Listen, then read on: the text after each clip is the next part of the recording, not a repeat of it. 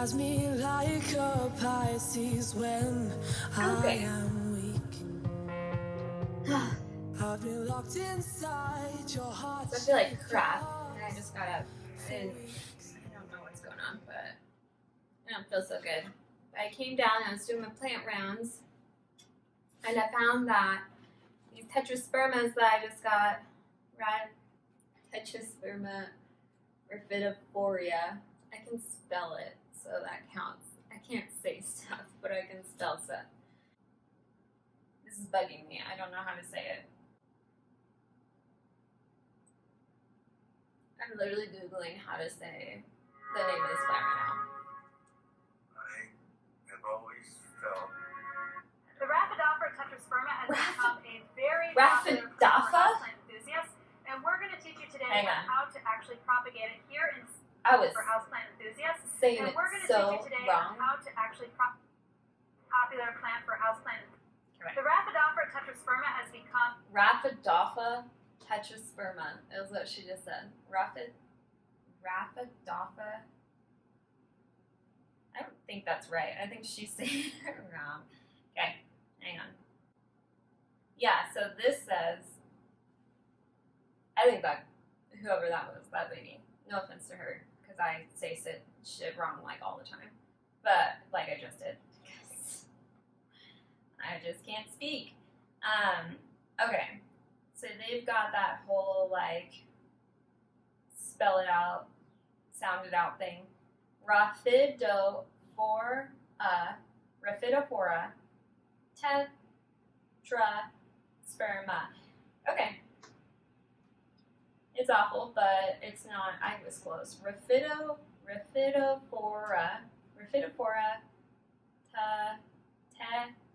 Tetrasperma. You know, I really don't want the word sperm like anywhere near my plants. For some reason, that just weirds me out. Like, I don't want sperm on my plants, man. But have spider mites. And living in the Pacific Northwest, that is the #1 pest that I get with my plants. And so I thought I would do a little video on what I'm doing to take care of this. I actually got like all of these Rhaphidophorias because some girlfriends of mine up in Billingham are amazing and messaged me that they found them, and so I told them to grab like as many as they could, and then I went and picked them up. So I had some really awesome girlfriends that were looking out for me yesterday. So I'm super stoked to have them. But these things I find, like every Tetrasperma I brought home, I swear, has spider mites. And I actually just found on my Stramanthe too that it had spider mites, so it went under the gun here too. But this is my little video on what I do for spider mites.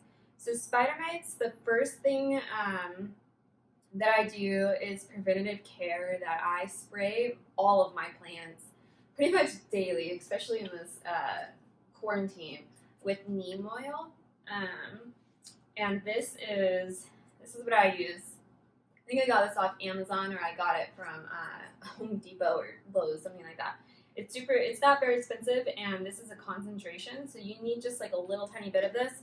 Put it in a spray can, fill the rest with water, and then just spray all your plants. I don't think there's such a thing as too much neem oil. I haven't experienced too much neem oil, but when I check on my plants, I look at the leaves, and the first thing that I notice that comes with spider mites is spots. So like this leaf had these weird spots, and that was like what I noticed on my Stramanthe too, is I had like one weird discolored spot on the leaf, and then when I investigated, yes, spider mites. They look like little white dots on your leaves, and then they make these webs that look like really thin spider webs.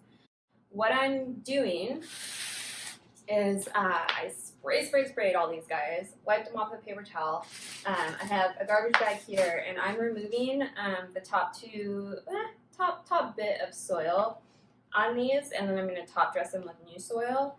So soil is going into the trash. I'm so stoked about these Tetraspermas. I absolutely love them. Some people call them mini monsteras, and I keep meaning to actually like Google if they are a type of monstera, or if people just call them like the mini monstera or the Ginny monstera.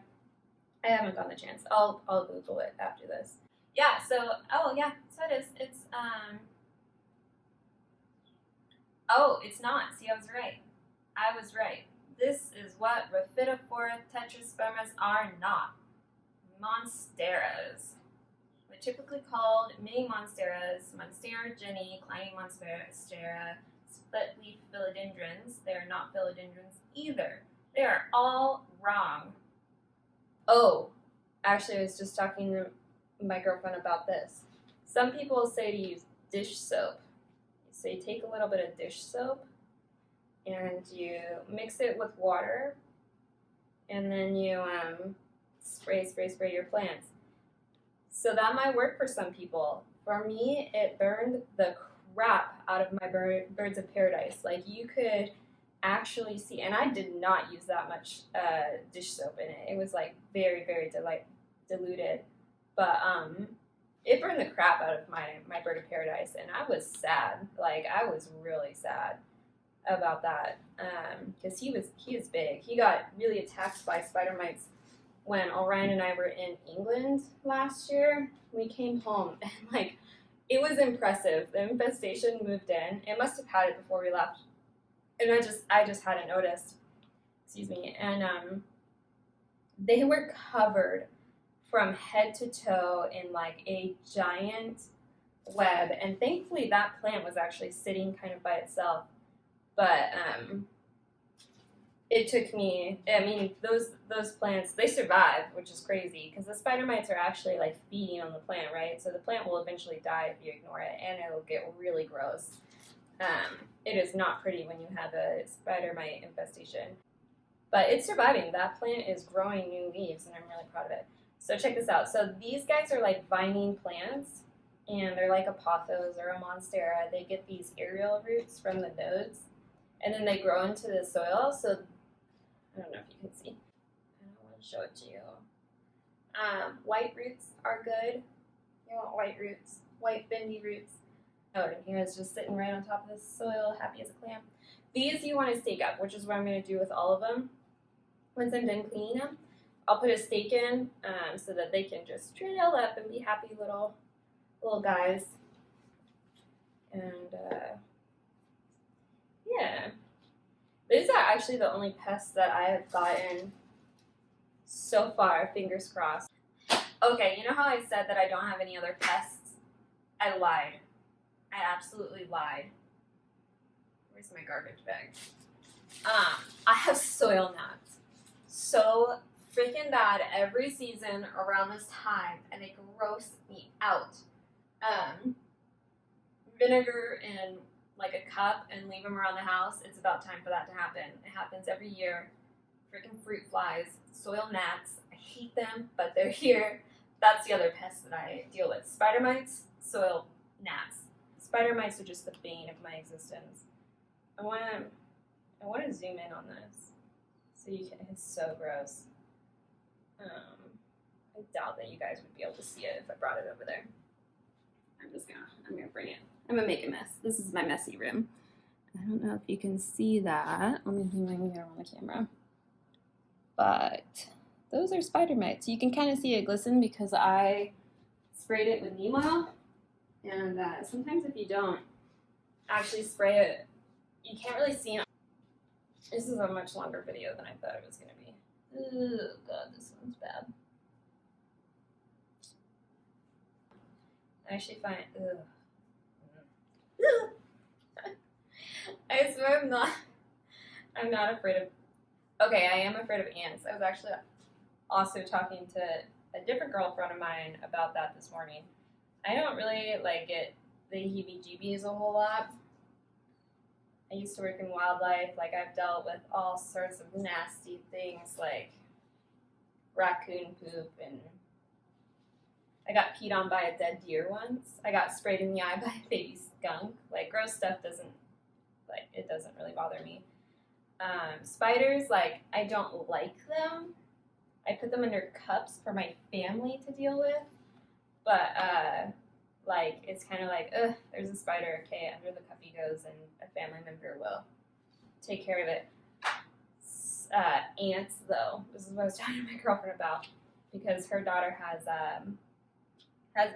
like an ant farm. I don't do ants. I hate ants.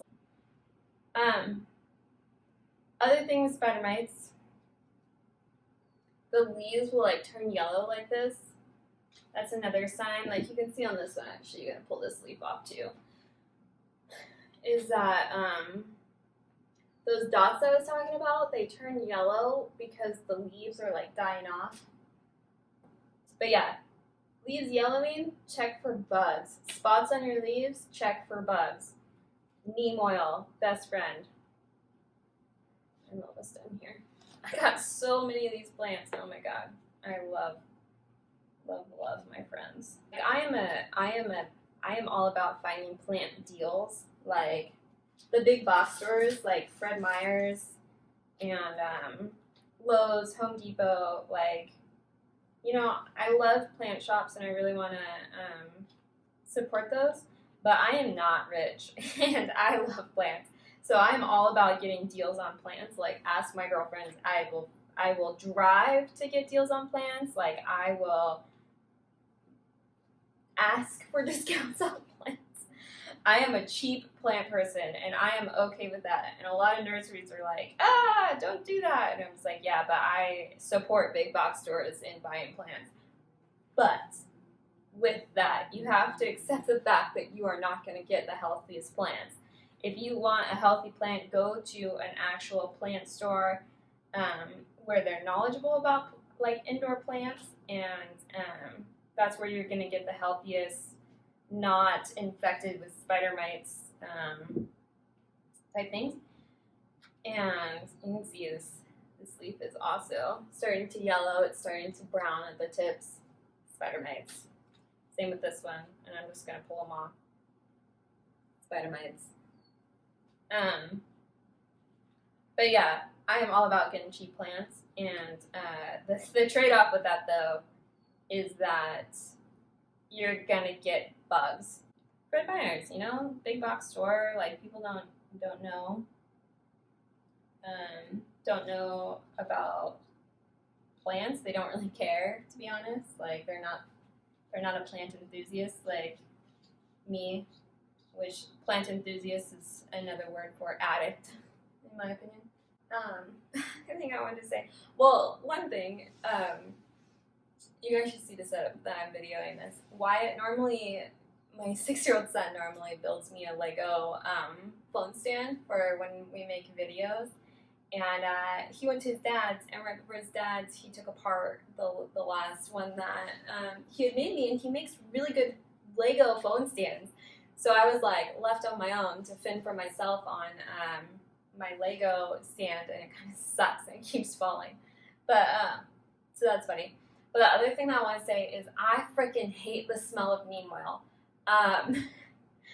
It's funny because it's like the smell of my plant room, and I really hate it. I have an air purifier in here to try to like get rid of the smell of neem oil, and yeah, it's really gross smelling. So beware of that before you use it. At least in my opinion, it just smells nasty. But I did find out something kind of cool. Ladybugs are natural predators of spider mites. Do with that information what you want. I don't know if I want ladybugs flying around my house all the time. I don't know if that would be much better than, well, okay, it would be better than the soil gnats, but I don't know if I'm really into that idea. Oh, there's still some on this leaf. You know what I'm gonna do? One other thing is that, like, if you find leaves that are like really infested, pull them off and throw them away. You know, like if they're probably gonna die because the spider mites are literally biting and leeching off the plant. So if you see one leaf that is just really infested, throw it away.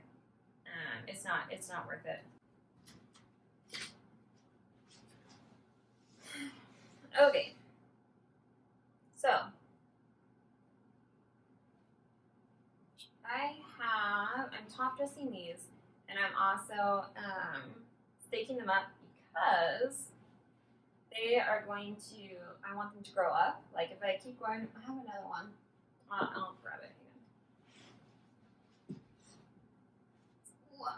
So this guy, this is actually the first one that I got, and he was the size of this, but he has obviously grown, and he's growing out, and I believe that is because I'm not staking him up, which makes sense because you see these aerial roots, right?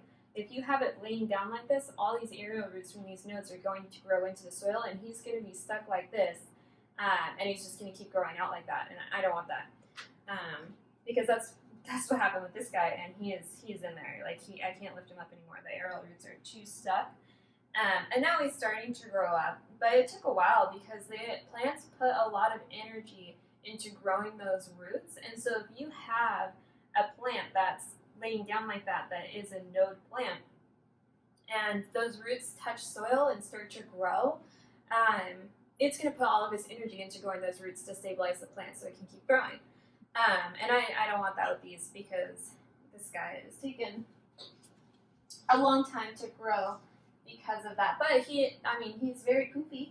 He's growing a lot of leaves at that point, but I want to grow more up with these guys. So what I'm going to do, before they really have a chance to build that root system, I'm going to stake them up. So I got my little bamboo. I use a bunch of different stuff for staking. I'm actually going to make 2 out of this because he's small for now. So, stake him in, obviously. Mussels. Okay. I found a couple things. Dollar store. Like, I'm a cheap person. I love the dollar store. I'm not ashamed of that.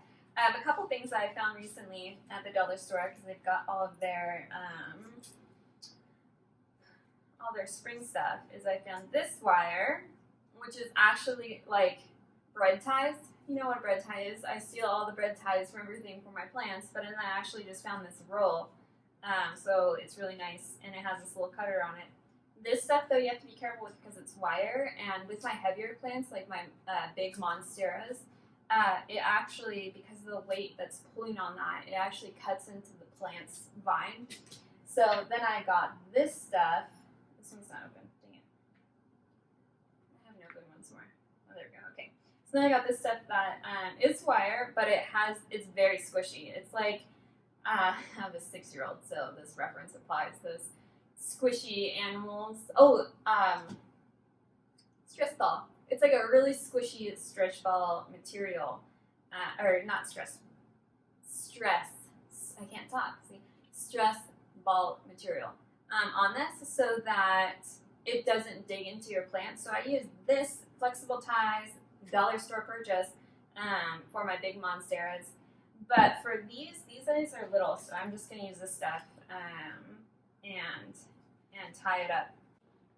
The other thing is if you want to propagate these guys, which eventually I'll do, I'll start doing that. It's fun. I like to propagate, and it's insurance.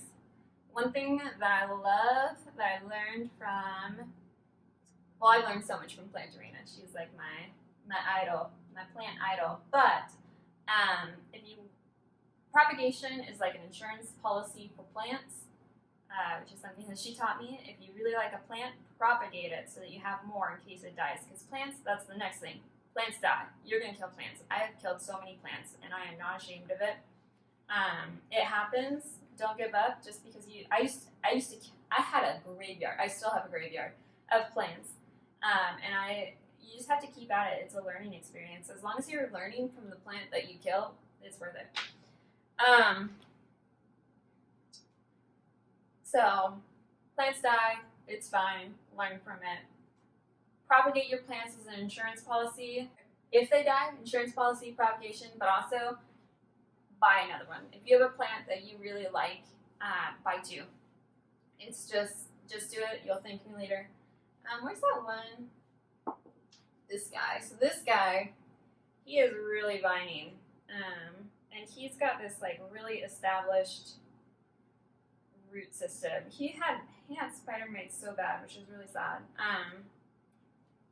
But I really I haven't quite decided what to do with this guy yet. I think because he does have this long branch, and he does have this super established, like it's huge. I'm gonna pull it out because I want to show you. Like look at this root that has grown. It's so healthy. You can see. I'll do a close up of it, but it is really white. It's super bendy on this vine. I don't extremely want to pull that out of the dirt, but I do want him to stand up. So you know what I'm gonna do? When I top dress it, I'll cover that. I haven't top dressed this one because I haven't really decided. What I could do is I could just cut this. I could cut this at the node right below that big root there, and I could just replant it on its own and then start over with this bottom one because it has it has 3 leaves on the bottom that I could leave in this pot and let those grow, and then stake this guy up, or I could just stake him up from here. So I use a bunch of different stuff for when I'm staking plants. This is just a piece of wood, and since he is bigger, I'm gonna use this bigger piece, and I'm just gonna stick it down, and I'm gonna cry at the sound of the breaking roots. And I'm just gonna prop him up for now. I'm just gonna prop him up, and I'm gonna get his big long aerial root, which is awesome, like that he has going. I just wish that he was gonna grow a little taller, because even this, like these vines are really thick. Like you can't bend this vine back to make it stick up here, you know, like that. It's not gonna happen with this one. Probably gonna sell these guys, and I'm gonna be kind of sad when they go, because I really like this plant. Like I really like Monsteras. A girl that I used to work with, she was really into Monsteras, and I wasn't super into them, but one thing that I really like about plants is it's a really good way to bond with people. Like I have unique, unique passions or unique interests. That's the word I'm looking for. I have unique interests that don't let me bond with people a lot. Like I'm just not into the same stuff, I guess, that are popular. I kiteboard. That's like my life passion. Is my happy place is kiteboarding, and not a lot of people do it, especially women. Not a lot of women do it, and so I have a hard time finding people that I share passions with. But plants are something that I have found that I'm obsessed with them now. But I can also bond with people on it, and that's something that I really like. What's the word? Cherish, I guess. And my old coworker, she was really into Monsteras, and so it got me into Monsteras. And I have found I absolutely love them, and I've learned so much about them and plants just in general now. And so when I found these guys, it was definitely love at first sight. The other thing about this is that picking it up and putting it this way, so you can see when he was previously laying down, all the foliage was growing up, right? Because it's a plant. But now that he's propped up, hopefully he'll start growing out this way and fill out a lot better than when he was laying down on his side. So that's that little spiel. Who's next? So yeah, I've got random pieces of wood that I'm using to prop these guys up. I've got bamboo sticks that I'm using. These are better because they're smaller, like diameter, so they don't take up as much room inside the pot. But yeah, that's what I got. Alright, so last bit of this video, and then I'm done talking about these plants because this took way too long, is that, so I like to keep most of my plants in the nursery pots that they came in. In this situation, there's spider mites, so I took off the topsoil, replaced the topsoil, but I'm still keeping it inside of these nursery pots. This one actually, he's growing out the bottom, but they're happy in here. They're growing in here, minus the whole spider mite dealio. Like, they're doing great. So I'm just gonna keep them in there, keep them in their little happy place, and then put them in a nice cover pot. Bam! See? He looks so happy. Wow. This way, it makes it really easy to water because you water, nursery pots have really great drainage holes on the bottom, so all the excess water goes to the bottom and their roots don't end up sitting inside of that. You just have to be careful because if this cover pot fills up too much water, then you're defeating the purpose because then their roots, their bottom roots are sitting in water. So you have to make sure that you take them out at the end, which I'm sometimes bad about, and you dump them out. I do that after a couple hours though, because once you water them, you drench them really well, and then let them sit inside that water for a couple hours so that they soak up the as much water as they want, and then take them out, pour out the water. These guys, I let dry out. I do that pretty much with all of my plants. I let them dry out, then I soak them really well, let them dry out, soak them really well. I also, probably like the most important thing that I've learned about plants and watering, because you always hear number one killer of plants is that people overwater them. I water them based on their weight. So like I get a plant and I know, okay, it's X heavy. And then I come back, a week later and I pick it up and it's like, okay, it's X heavy. And then I come back a couple days later and it's really light now. Now I'm gonna water it, I'm gonna drench it, I'm gonna feel how heavy it is. And then I'm gonna wait until it's light again and I'm gonna water it. That's how I do it. Some people use little sticks that they put in there to like make sure that they're, moisture meters, little stick moisture meters. Those look cool and all, but the weight technique, it's what works for me. And then keeping them in their nursery pots until I actually repot them when they start to grow out the bottom. And these ones actually, this one is growing out the bottom, so I might repot him, but not today because I've already shocked the crap out of him by playing with him so much to get rid of the spider mites. So that's my video. I'm done. This took forever. I'm putting this on YouTube. This is my first YouTube video. I decided, some friends of mine have told me that I should make a YouTube video. So we're in quarantine and I'm bored out of my mind. So this is gonna be my first YouTube video. And if you've actually made it this far watching it, I appreciate it.